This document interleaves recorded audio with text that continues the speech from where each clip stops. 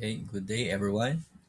Today I will be discussing the first part of the risk management process, which will later be continued by my group mate.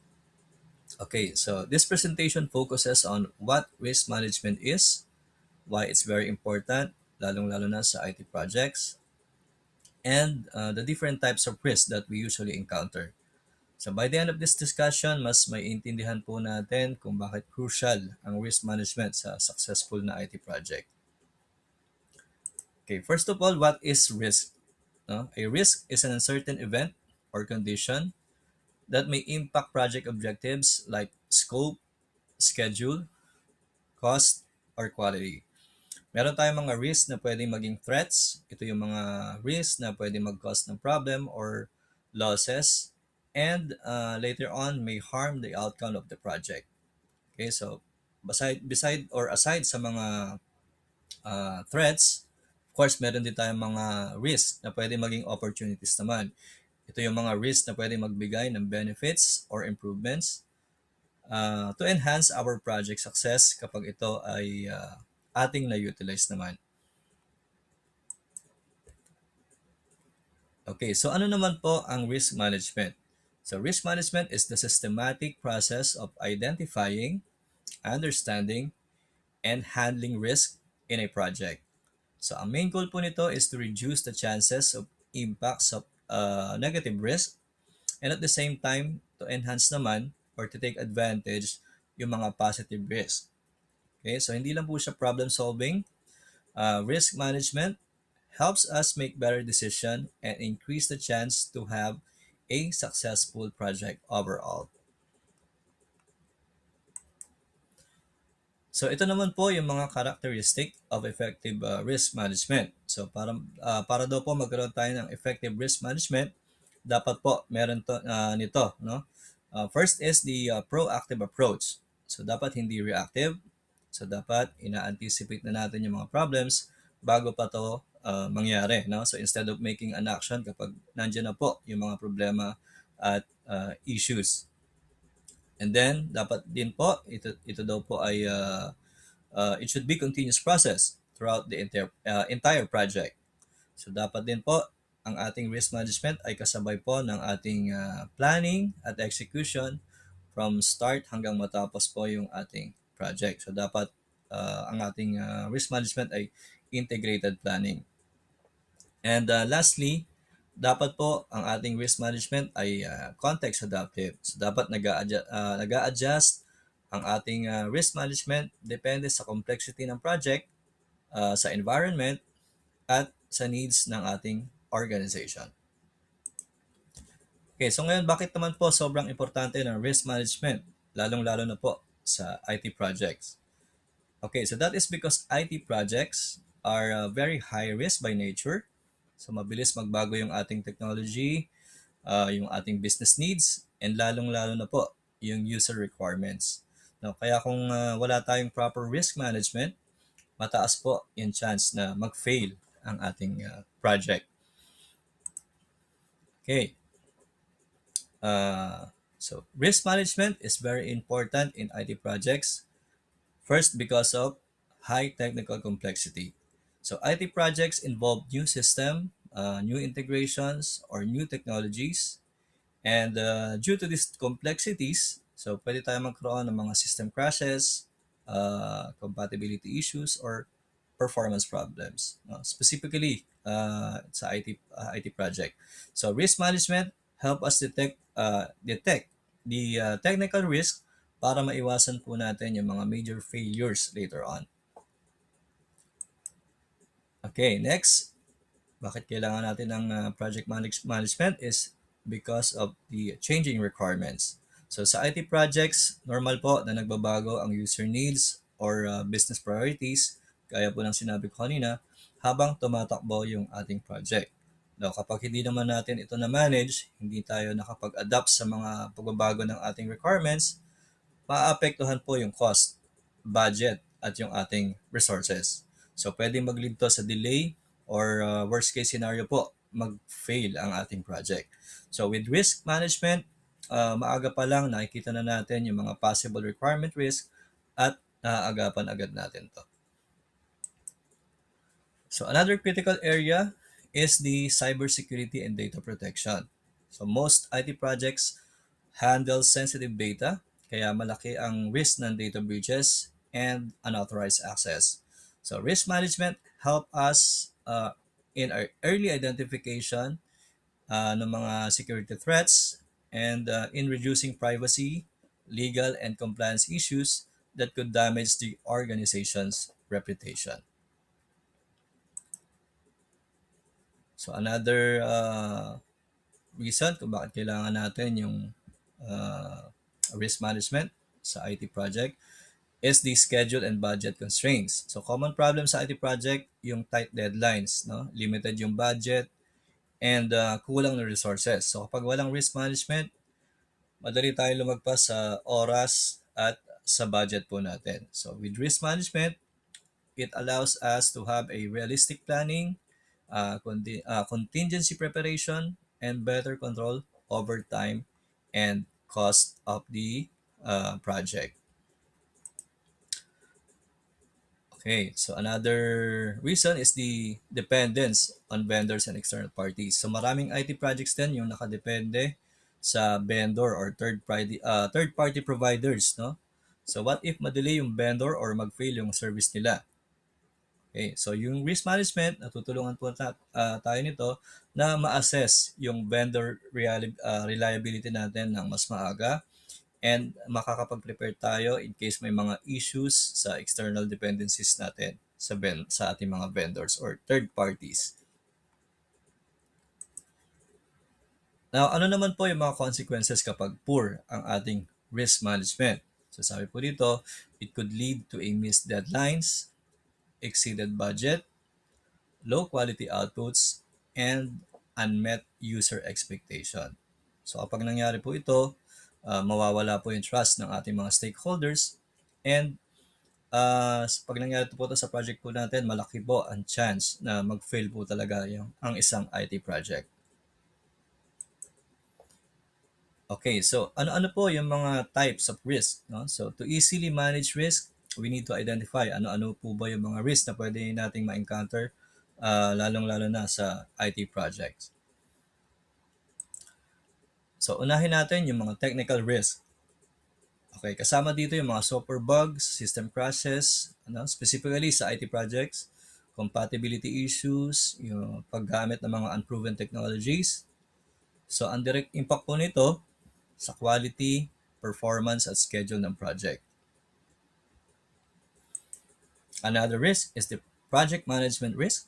So ito naman po yung mga risk na pwedeng mag-arise due to poor planning, inaccurate estimates, and weak communication or coordination. So ito yung may mga risk na may kinalaman sa management.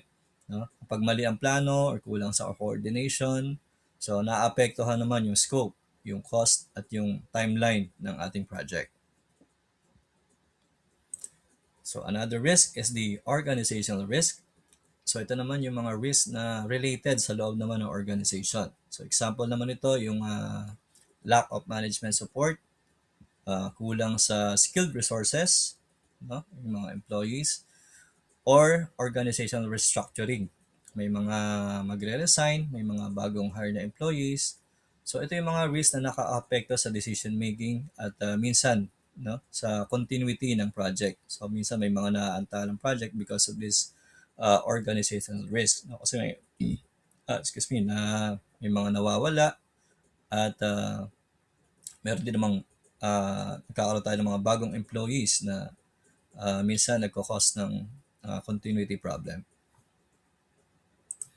So another risk is the external risk.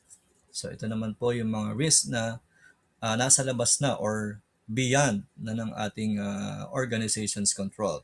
So kasama po dito yung mga regulatory compliances, yung mga regulatory changes, economic shifts, at vendor failures. So ito naman yung mga risk na although hindi naman natin kontrolado, pero pwede natin silang i-anticipate through risk management.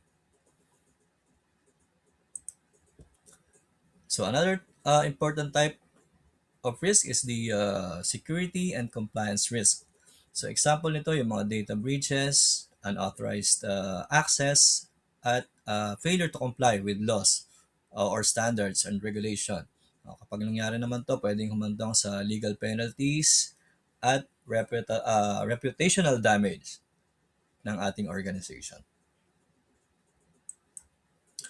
And lastly, the positive risk or opportunities.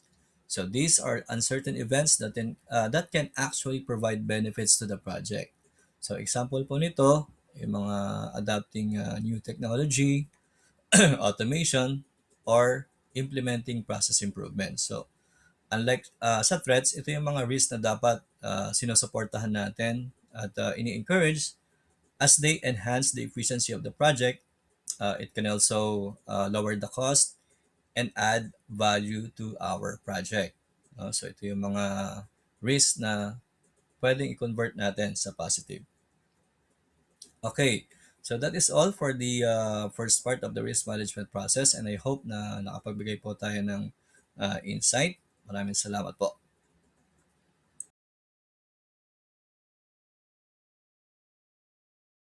Yeah. Good day, everyone. I am Emily De La Rosa, and today I will be presenting the risk management process. So, in project management, success is not only measured by being on time and on budget. Importante rin na may tiwala ang ating mga stakeholders, and through proper risk management, we build that confidence and show preparedness. Kapag may maayos na risk register, mas malinaw ang direction ng project at mas secure ang outcomes. So why management matters? Sa ilang industries, hindi masyadong nabibigyan ng pansin ang risk analysis. Madalas nakafocus lang sila sa cost at schedule. For example, sa mga construction projects, priority lagi doon yung budget at yung timeline. Pero minsan, nakaligtaan na yung formal risk analysis. Sa mga ilan-ilang small IT or software startups, minsan mabilis ang delivery kaya minsan hindi na sila nagsiset ng structured risk planning. Sa ilang manufacturing operations, emphasis is usually on the production targets and deadlines pero kulang sa paggamit ng risk register. So, kung gusto natin na maging effective ang project management, kailangan ma-identify, ma-assess at ma-communicate ng maayos ang risk. And a well-prepared risk register is more than just a documentation. It shows readiness and professionalism. So let me show you the project risk management process flow. The process has 7 steps to plan risk management, identify risk, perform qualitative risk analysis, perform quantitative risk analysis, plan risk responses, implement risk responses, and monitor the risk. So it's a continuous process, tuloy-tuloy hanggang matapos ang isang project. And each step produces outputs that feed into the next. Ang initial step is sa risk management process ay yung plan risk management. Dito, dito natin dinedefine kung paano natin i-manage ang risk sa buong project. Kasama dito yung methodology, roles and responsibilities, timing at kung paano natin i-categorize ang risk. Ang output nito ay yung risk management plan which serves as a guide para consistent ang approach natin. And by setting these categories early, mas madali nating makita kung saan concentrated ang risk at mas klaro kung anong strategy ang gagamitin later on. So in short, risk management plan give us structure which is defined as a component of the project, program, or portfolio management plan that describe how risk management activities will be structured and performed. The next step is to identify the risk. Dito natin nililista lahat ng possible risks at opportunities na pwedeng makaapekto sa ating project. Ginagamit natin yung tools like the SWOT analysis, checklist, and expert judgment para mas comprehensive ang listahan. So, for example, I have here na example, digital banking project. Dito, in-identify natin yung tatlong risk. The R1 is the supplier delay. Example, late delivery ng core banking modules. R2, the scope creep, dagdag na features na hinihingi ng ating mga stakeholders. R3, for the resource shortage, kulang ng skilled IT staff para sa integration. So kapag nalista na bawat risk ay nilalagyan ng description, probability, impact, and the owner. And at this stage, mahalagang maintindihan natin kung saan nilalagay at paano nire-report ang mga risk. Kaya let's define these two important terms. The first one is the risk register. It is a repository in which outputs of risk management process are recorded. Information in a risk register can include the person responsible for managing the risk, probability, impact, risk score, planned risk responses, and other information used to get a high-level understanding of individual risks. Dito sa aking example, hindi pa ito kompleto. So, yung mga initial column lang muna ang nilagay ko dito na part ng to identify the risk. And then the second term is the risk report. It is a project document that summarizes information on individual project risk and the level of overall project risk. Dun sa risk register, ito yung repository o table kung saan naka-record lahat ng risk. It's like a spreadsheet na detalyado yung bawat risk. And then sa risk report naman, it's a big picture view, parang dashboard na ginagamit para i-update natin yung ating mga stakeholders. So the next step is to perform qualitative risk analysis. Dito naman, pinaprioritize ang risk based sa probability at impact. Ginagamit natin ang probability impact matrix, which is part also of our risk register, para makikita kung alin ang pinaka-urgent at dapat unahin. For example, like my example a while ago, a digital banking project. For my R1, supplier delay, high probability, high impact, high priority. The R2 is medium probability, high impact, and medium priority. For R3, resource shortage, low probability, medium impact, low priority. So kapag na-classify na sila, mas madali nating makikita kung aling risk ang kailangan ng immediate action at alin ang pwedeng i-monitor muna. Parang scoring system siya na nagbibigay ng visual guide kung saan dapat nagfo-focus muna ang project team. Ayan, sa priority. The next one is to perform the quantitative risk analysis. Sa quantitative risk analysis, dito gumagamit tayo ng numbers at data para masukat ang risk. Unlike qualitative analysis na nakabase lang sa ratings. Dito mas objective kasi may mga actual figures. Ayan. Sa aking example, gumamit tayo ng Monte Carlo simulation. It's a method of identifying the potential impacts of risk and uncertainty using multiple iterations of a computer model to develop a probability distribution of a range of outcomes that could result from a decision or course of action. So, nandyan yung quantitative result, dinagdag sa ating risk register. So, yan. So kasi kapag may mga ganito tayong numbers, mas klaro sa stakeholders kung gaano kalaki yung possible effect ng risk sa budget at schedule. Yan. Yun yung importance ng quantitative risk analysis. And the next step, after identifying and analyzing the risk, we have to plan the risk responses. Dito naman, pinaplanan natin kung anong gagawin para ma-handle ang bawat risk. The goal here is to reduce the threats and maximize opportunities. For example, sa ating R1, the strategy is to mitigate. Hindi natin maaalis ang risk, pero pwede natin siyang bawasan. Bawasan ang impact. Kaya we coordinate closely with suppliers at maglalagay tayo ng buffer time sa ating sa schedule. For R2, the strategy is to avoid yung pag-eliminate ng risk. Kaya dito, we enforce strict scope control at change management para hindi madagdagan ng extra features. And for R3, resource shortage, ang strategy is to transfer. Pag sinabi nating transfer, ito yung pag-ship ng responsibility sa ibang party. Kaya kung kulang ang IT staff, we outsource temporary staff or consultants para sila yung mag-handle ng trabaho.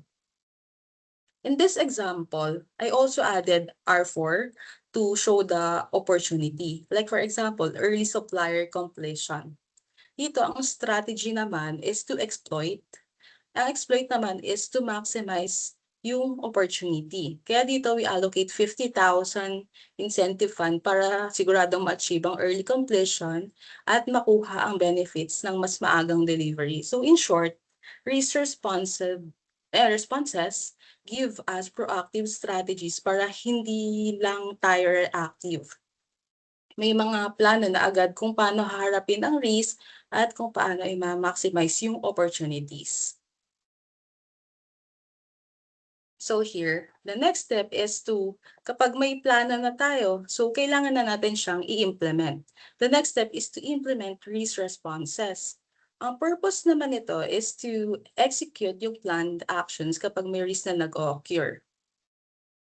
For example, sa R1 supplier delay, mitigate, naglagay tayo ng 15-day buffer, nag-negotiate ng penalty clauses, at may weekly monitoring, may 200,000 contingency budget allocated.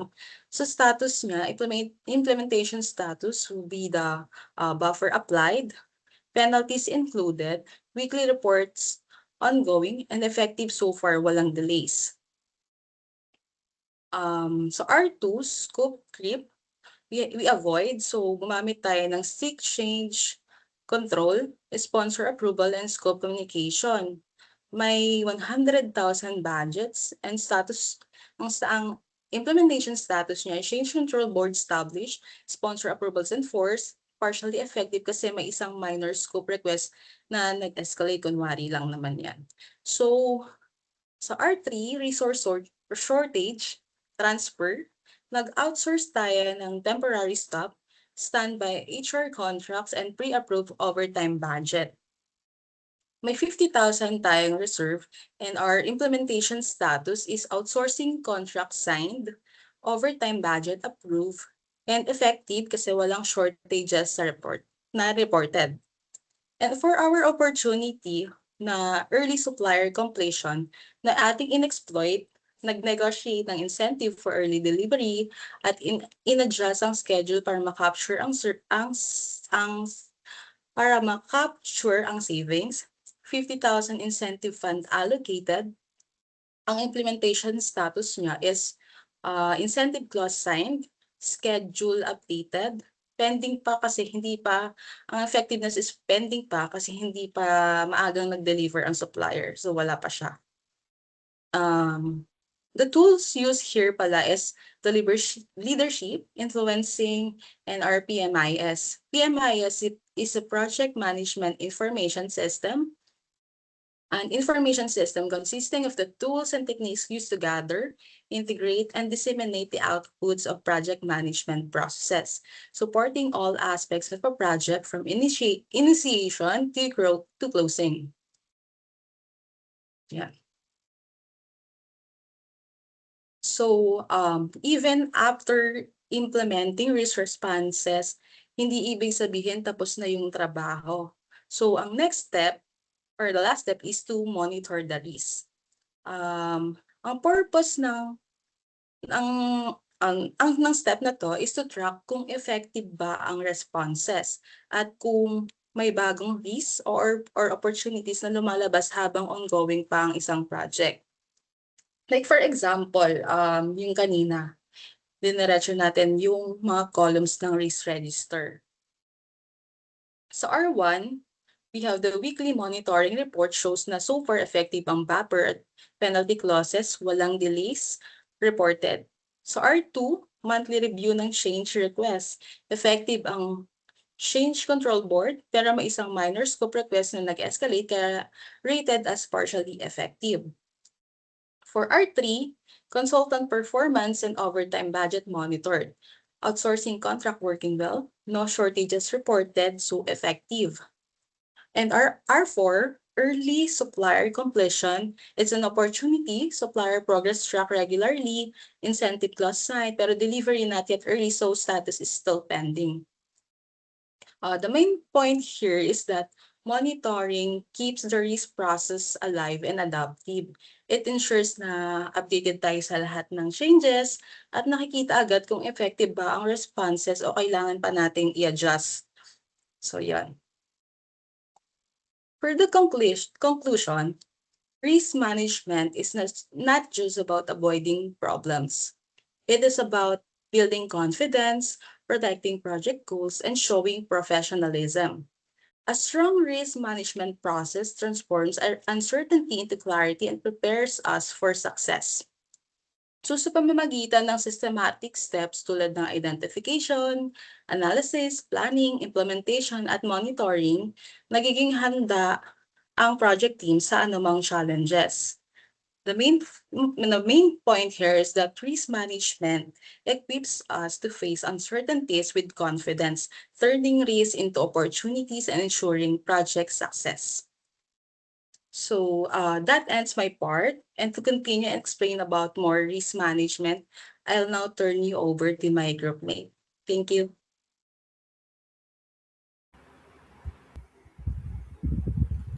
Good day, Miss Marla and classmates. So today I will discuss the procurement planning, which is an important part of project management in IT projects.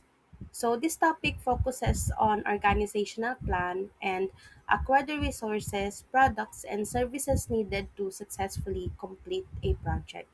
So before we start, gusto ko muna explain kung bakit importante itong topic na to. So, sa isang IT projects kasi, hindi sapat na may idea lang or plano for the system. So, kailangan din pagplanuhan kung paano makukuha yung mga resources na kailangan para matapos yung project successfully. So, kasama dito yung software, hardware, and services, and even external vendors or suppliers. So, kapag walang proper procurement planning, posible magkaroon ng delays, kulang sa budget, or hindi magandang quality ng products and services na makukuha. Kaya, malaking role talaga ang procurement planning sa success ng isang projects. So, sa IT projects, maraming resources ang kailangan bago maging successful yung project. So, for example, kung gagawa ng system or application ng isang company, possible na kailangan nila ng computers, software tools, cloud services, internet connection, or even outside experts para tumulong sa project. So, dahil maraming kailangan resources, importanteng may maayos na procurement planning para alam ng organization kung ano yung kailangan nila, kailan nila to kailangan, at magkano yung budget na dapat ilaan. So, without proper planning, the project may experience delays, overspending, or poor quality outputs. So that is why procurement planning helps organizations prepare and organize everything they need before starting the project. Next, what is procurement?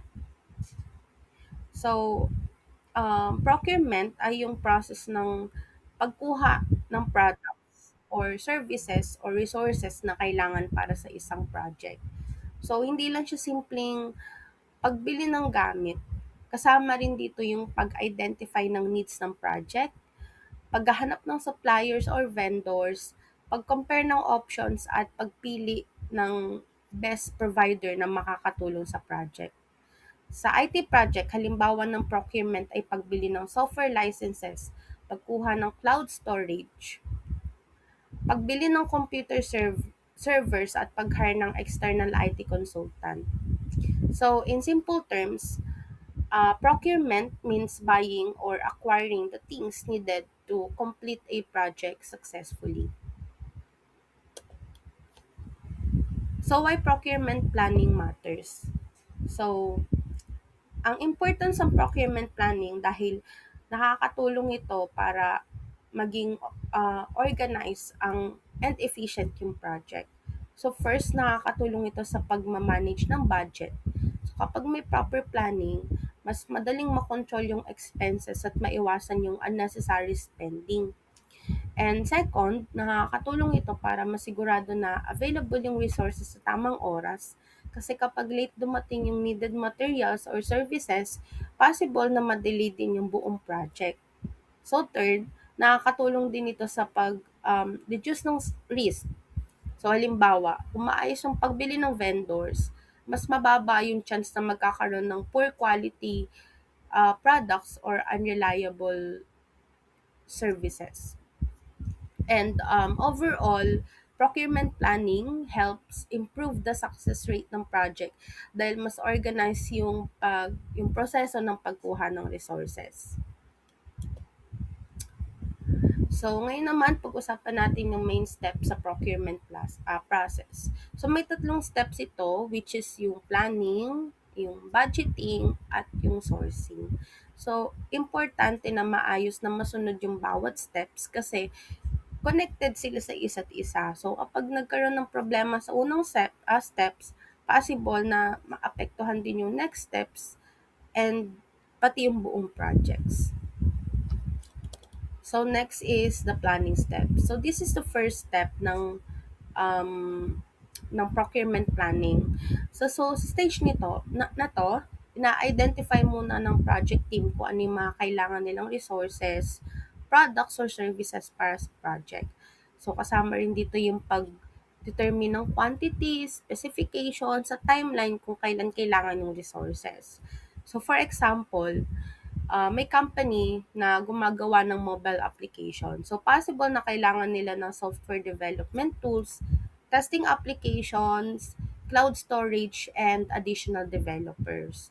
So, meron din tayong activities in planning. So, that is identify project requirements, determine quantity specification, set timelines for procurement, and identify possible suppliers or vendors.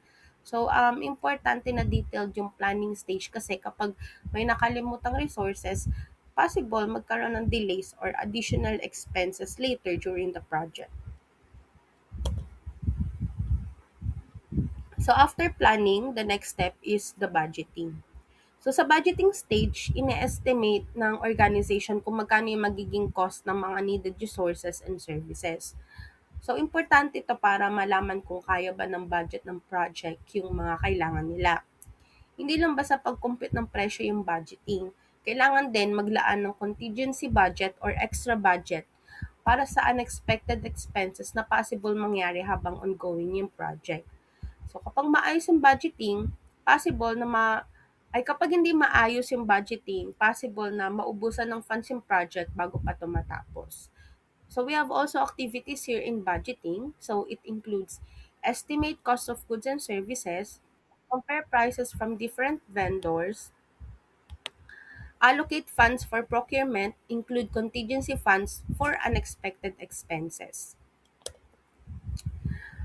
Ang third at ang last step naman ay ang sourcing. So, ito yung process na paghahanap at pagpili ng suppliers or vendors na magpo-provide ng needed products or services.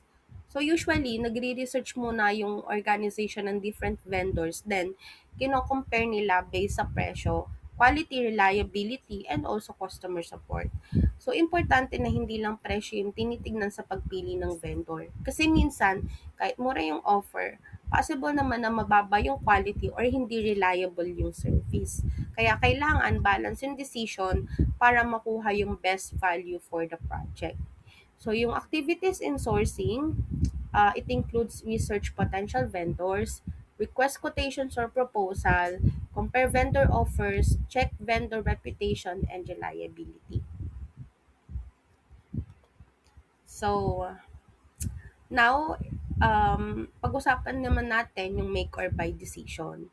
So, one important part of procurement planning is the make or buy decision. So, ibig sabihin nito, dito magde-decide yung company kung sila pa mismo ang gagawa ng product or service internally or bibili na lang sila from an external vendor. So kapag yung make option, sariling employees and resources ng company yung gagamitin nila para gawin yung product. So kapag buy option naman, kuha sila ng external supplier or vendor para mag-provide ng needed product or service. So usually, kino-consider dito yung budget, available skills ng employees, time needed to finish the project, and quality requirements bago sila mag-decide. So now naman pag-usapan natin yung advantages and disadvantages ng make or buy decisions. So kapag make option, ang advantage nito ay may control yung company sa quality ng product, mas pwede rin nila itong i-customize based sa needs nila, and aside from that, mas secure din yung confidential information dahil internal lang yung process. Pero, syempre may disadvantage to. Possible na mas matagal yung project dahil sariling team lang yung gagawa, and pwede rin itong mag-require ng additional resources and skills. So, on the other hand, yung buy option naman or yung buy decision, ang advantage niyan ay faster implementation and access to expert vendors. Mas mababawasan din yung workload ng internal employees.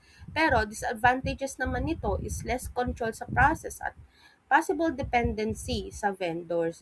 So may possible risk din pagdating sa security ng confidentiality. Kaya importante talagang pag-aralan muna ng company kung alin yung mas suitable based sa kanilang situation. So, to conclude, procurement planning is a very important process sa IT project management. Kasi nakakatulong to para makuha ng organizations yung tamang resources sa tamang oras, tamang quality at sa tamang cost. Through proper planning, budgeting, and sourcing, mas nare-reduce yung risk, mas na-manage yung expenses, at mas nagiging organized yung buong project. So, importante rin yung make or buy decision dahil nakakatulong ito sa companies para malaman kung mas practical bang gumawa internally or bumili na lang or magpagawa na lang from an external vendors. So, overall, the procurement planning plays a big role sa success ng isang IT project.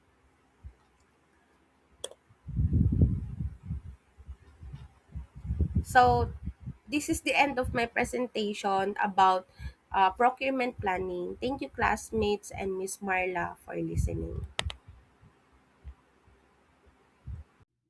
So, hello, good morning. My name is Liza and I will be discussing about vendor evaluation. So, what is vendor evaluation? Vendor evaluation refers to a formal review of suppliers to analyze their performance in relation to various criteria and determine whether they satisfy they satisfy organizational needs. So, ano nga ba itong vendor evaluation? So, ito yung formal process where the organization assess or sinusuri nila yung uh, mga suppliers na mapipili nila based on different criteria. So, the goal is to make sure the vendor can meet the needs of the organization. So, in simple terms, it helps the organization or the project managers to choose the right supplier or vendor. Yung hindi lang mura, but also reliable and offers high quality services and products. So next, objectives of the vendor evaluation. So, bakit nga ba important ang pag-evaluate ng vendor? So, meron tayong different key objectives. First is to ensure the quality of goods and services. Siyempre, ayaw naman ng company na low quality yung products na matatanggap nila kasi directly maapektuhan din yung flow ng project. Second is to minimize risk in procurement. For example, delay yung delivery, defective yung products, or even financial problems ng supplier. Pwede, pwede yan apekto sa project mo. Kasi, yun nga, pwede siyang maka-affect sa timeline. Pag na-delay, made-delay din yung project mo. So, third, achieve cost efficiency. Hindi lang ibig sabihin na pinipili yung pinakamura, but yung best value for the money of the company. Build long-term relationships. Siyempre, kapag reliable yung vendor na makukuha mo, pwede siyang maging long-term partner sa mga current projects mo and also sa mga incoming projects. Then, lastly, it improves overall business or project performance. Kasi kung maayos yung vendor mo, mas smooth din ang magiging flow ng project. So, let's now move on to the criteria for vendor evaluation. First is quality. Ito yung pinaka-importanting factor. So, quality refers to how good the products or services ng binibigay ng vendor. For example, kung yung organization or company is bibili ng laptops, kailangan nila yung high performance, durable, and hindi madaling masira. Kasama rin dito yung mga certifications and quality assurance practices. Ibig sabihin, meron ba silang sinusunod na standard? Like, di ba meron mga ISO certified na mga company yung like ganun? And consistent ba lagi sila sa mga output nila? Kasi kung mura ang vendor, pero mababa naman ang quality, mas malaki pa rin ang magiging gastos in the long run. Like in repairs and also baka mag-replace ka pa ng item. Next is reliability. So, this refers to the vendor's ability to deliver on time and meet deadlines. Actually, very important ito sa mga projects kasi kahit mataas ang quality, pero late naman lagi yung delivery, maapektuhan lagi yung buong operation. Kung may project deadline ka and delay yung supplier mo, possible ma-delay din yung buong project. Kasama rin dito yung feedback from previous clients. Kung consistent ba sila na responsive and on time yung delivery, mas magiging mataas yung trust nung magiging client nila. So, third is cost. Actually, di ba, pag magpipili ka ng vendor, ang una mong iniisip yung cost, di ba? Ito lagi yung unang tinitingnan. Pero dapat hindi dito yung focus natin. Cost is not about the cheapest option. It's about value for money. Example, meron kang tatlong vendor. Si vendor A, mura, pero madaling sira. Vendor B, medyo mahal pero durable. Siyempre, in this case, mas pipiliin mo yung practical si vendor B kasi magtatagal siya sa'yo yung product. Then, hindi ka mahirapan mag-replace and yung mga repairs kasi durable yung product kahit medyo mahal siya.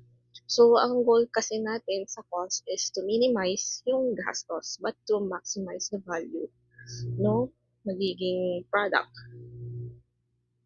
Then, next is experience. So, this refers to the vendor's industry background and past performances. At mas experienced na vendor, mas reliable. Kasi alam na nila kung paano i-handle yung mga different situation. Meron din, you can check also kung ilang years na sila sa industry, yung previous clients also nila, and yung mga past project. Kasi kung halimbawa, yung project na ginagawa mo ngayon ay na-handle nila before, mas mataas ang chance na confident sila na kaya din nilang magawa yung ulit ng maayos yung sa vendor. Lastly, capacity. So this refers to the ability to meet demand. Example, kung biglang dumami ang orders, kaya ba nila mag-supply? May enough manpower ba sila and resources ba sila? Kasi kahit maganda ang quality at mura, kung hindi naman kaya mag-deliver ng required quantity, magiging problem pa rin siya in the long run. So, next naman natin is evaluation methods. So, vendor evaluation methods are tools and techniques used to compare suppliers objectively and select the best one based on the data and performance. So, meron tayong dalawang klase ng pag-evaluate, scoring method and comparison method. So, itong evaluation method, more siya, objective and structured way. So, ibig sabihin, instead na opinion lang, gumagamit tayo ng data, criteria, and systematic approach para mas fair yung pag-decide natin. So, next tayo, scoring method.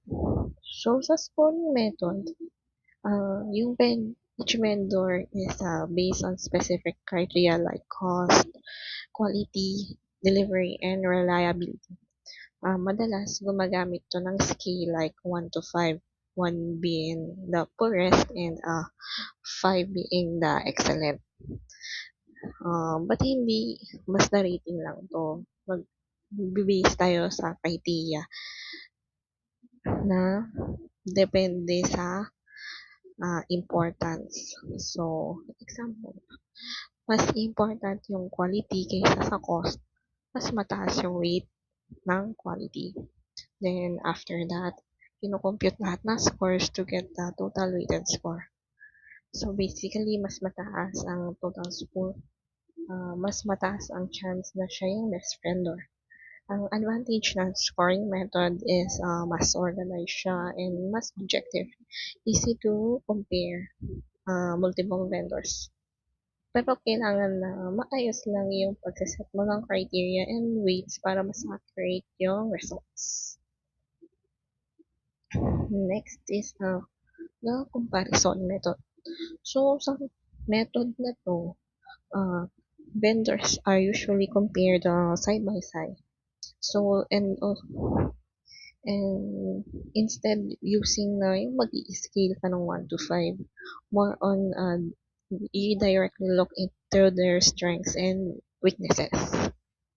So, for example, meron tayong tatlong vendor. Si vendor A, low cost siya, but average quality and okay delivery. Vendor B, higher cost, but high quality and reliable delivery. Vendor C, medium cost, good quality, but slower delivery. So, based sa criteria, in terms of cost, si vendor A yung mas cheapest. Based naman sa quality, si vendor B yung best. And kung sa delivery naman, ang pinaka-reliable is si vendor B. So, kahit mas mahal si vendor B, siya yung pinaka-balance and pinaka-reliable overall. So, that's why using comparison method, the company may choose vendor B because it performs best in most important criteria. Overall, both methods are very useful naman. The scoring method is more detailed and data-driven, while the comparison method is more simple and practical, depending on the situation. So, meron akong simple example dito na ni-ready para lang maintindihan natin kung paano tong vendor evaluation. So, step 1, ito yung scenario. So, a company needs to choose a supplier of office laptops for their employees. So, ang step 1 natin is identify the requirements. So, nag-set sila ng criteria like budget, 40,000 per laptop, it should be high performance, merong 1 year warranty, and kayang i-deliver within 2 weeks. So, meron na silang vendors, list ng vendors. So, vendor A, low cost but average quality. Vendor B, higher cost, high quality. Then, vendor C, medium cost and slow delivery.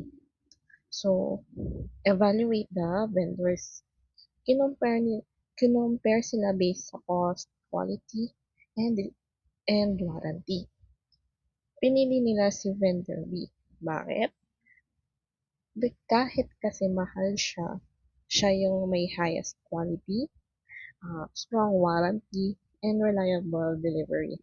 So, dito natin makita na hindi lang presyo yung basihan.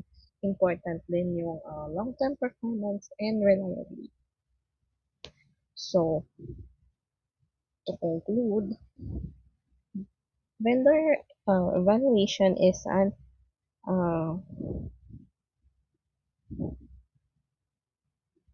vendor evaluation is an essential process in selecting the most suitable supplier for the business or project. By using these clear criteria, organizations can make informed and effective decisions. Overall, a well-planned vendor evaluation process leads to better performance and reduced risk and long-term success. So that's all lang po. Thank you for listening. So next po is IT contracts, which will be reporting by Mr. Joshua Patulak. Thank you. Good morning. So here is our topic, which is all about ID contracts under risk, procurement, and contract management. So we will be discussing what is ID contract, why is it necessary to have, what are the types of ID contracts, so what are the key components, and what are the possible risks.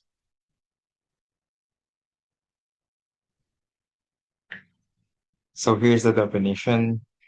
ID contracts are formal agreements between organizations and technology providers that establish the terms for delivering technology services, software, hardware, or digital solutions. These contracts provide a legal framework that governs technology relationships, defining the rights, responsibilities, and obligations of all parties involved.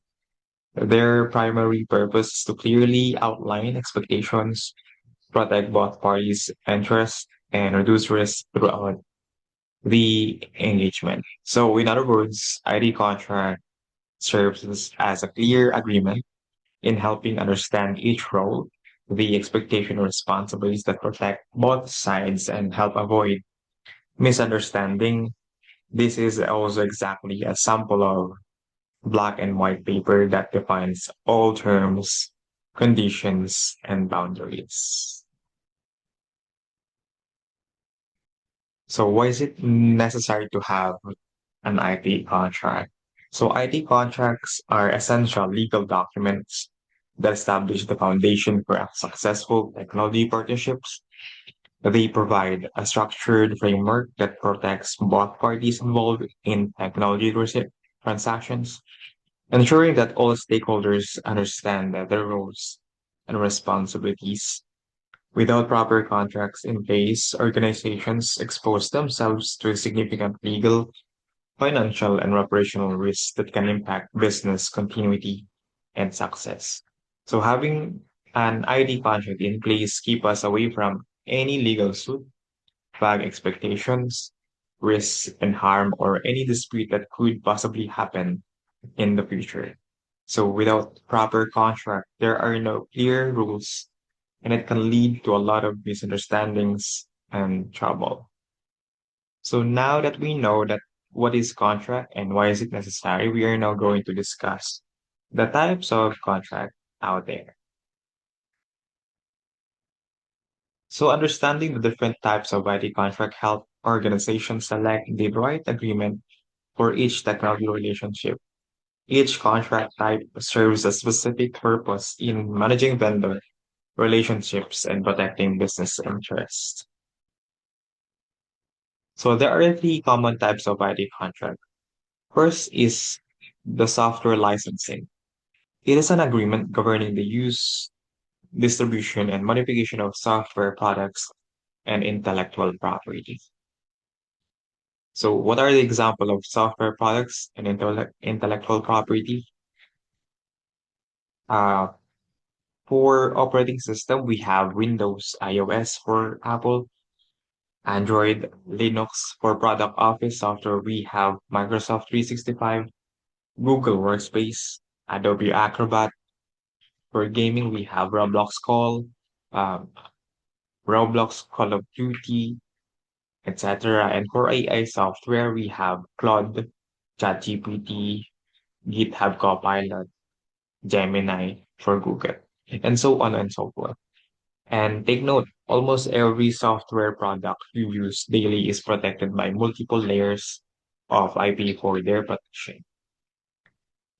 Second, for SLA or service level agreement, it is a formal contract between a service provider and a customer that defines what is service will be delivered, how well it will be delivered, and what happens if it is not.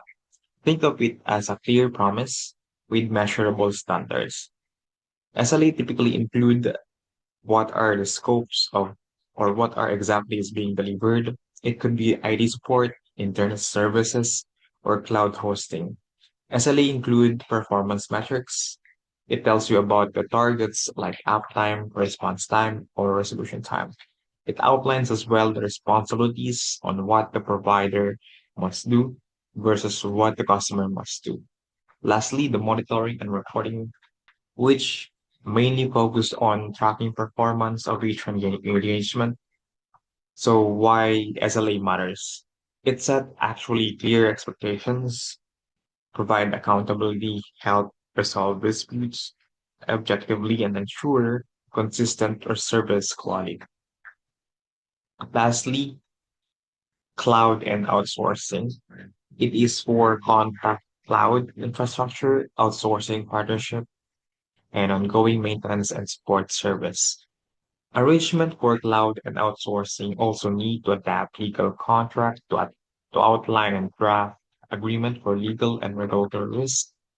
Cloud infrastructure is used to replace the need to buy and maintain your own servers. You just need to get the service from well-known cloud servers like GCP, Microsoft Azure, and AWS that provides its own cloud infrastructure, platform, and manages services.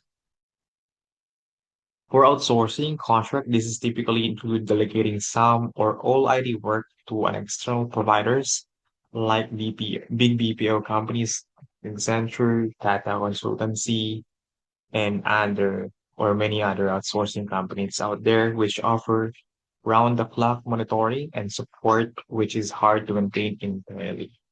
The key components of its contract. Understanding the essential element that form the foundation of effective ID contracts is crucial for protecting your organization.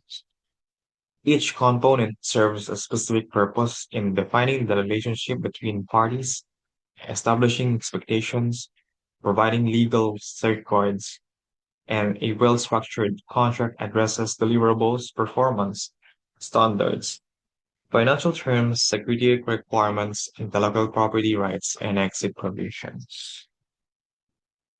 So among of its critical components are the scope of work and deliverables, service level agreements or SLAs, pricing and payment terms, and security and intellectual property rights. Each of these elements plays a vital role in the success of an IT engagement. The first, scope of work and deliverables. The scope of work is the foundation of any IT contract.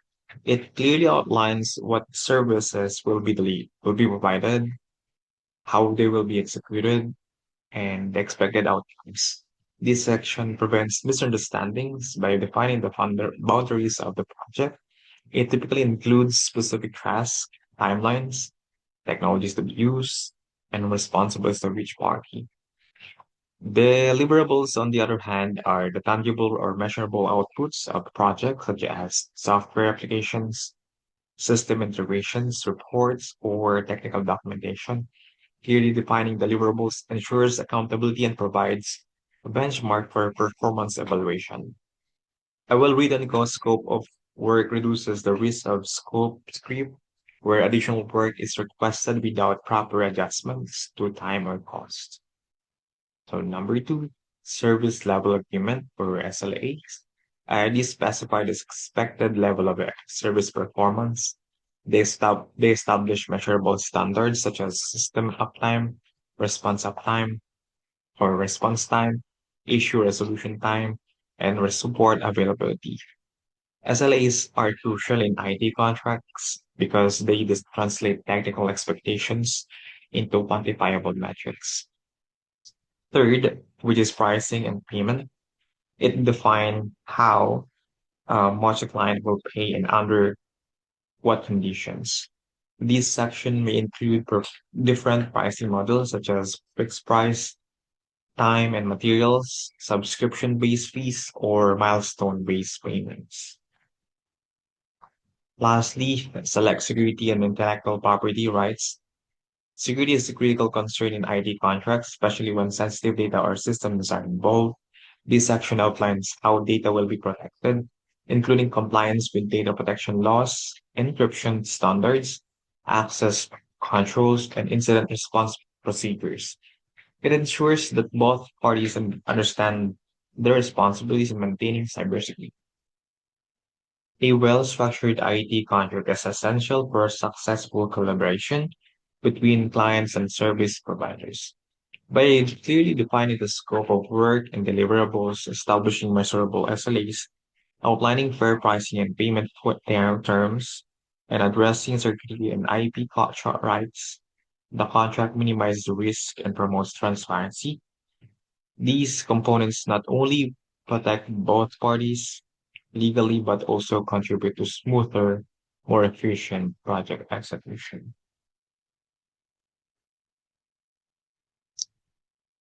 Okay. Last but not the least, what are the possible risks in IT contract? IT contracts carry inherent risks that organizations must identify and manage proactively, from vendor reliability concerns to data security vulnerabilities. Understanding this risk is essential for effective contract management. Hidden costs, scope creep, and regulatory compliance issues can significantly impact project success and organizational security. So these are the possible risks that could happen if the agreement was not carefully looked into. When reviewing an ID contract, there are four key risks to keep in mind. First, vendor failure. There could be a possible that the vendor might not deliver properly or could even shut down, which can disrupt the systems and overall daily operations. Second, hidden costs. There are times that the initial price seems pretty low, but additional fees for upgrades, sports, or extra usage can increase the total cost over time. Third, data breach. If the vendor's security is weak, sensitive data could be exposed, leading to legal issues and lost client trust. And finally, vendor lock-in. We might become dependent on one vendor, making it difficult or expensive to switch even their service declines. So overall, these are the inherent risks can affect cost, security, and business continuity. So they need to be carefully managed.